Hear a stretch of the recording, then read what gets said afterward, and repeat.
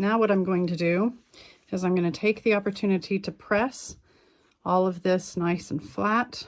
And as I press this seam, preparing it to be top stitched, I will press under the raw edges of our opening as well, the same width as the seam allowance, so that it will be all nice and tidy.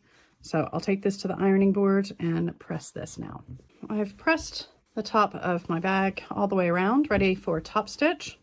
But before I do that, remember I have my opening here where we turned it right side out. That's where we're going to attach our pocket. So what I want is I want my pocket to hang inside the bag here when I'm using it. So in order to do that, I'm going to put this tab inside that opening we left with just a tiny bit of the lining fabric showing, just enough to give it some room to flop over the edge. So now I'm going to pin this in place. Okay, we're all pinned in place here.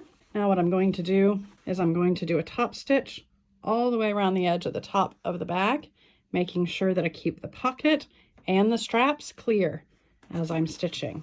Now the good thing about this top stitching is not only is it going to be decorative and hold the top of our bag together, close our opening and hold our pocket in, but it's also another opportunity to sew over the strap and strengthen them as well. Okay, the top stitching is done around the entire perimeter of the bag, and our bag is completed. So let me show it to you. Here's our finished tote bag. We have our straps. We have our box corners on the bottom, giving us some width along the bottom. And we have our inside pocket here. I hope you enjoyed this sewing project on a cute little tote bag.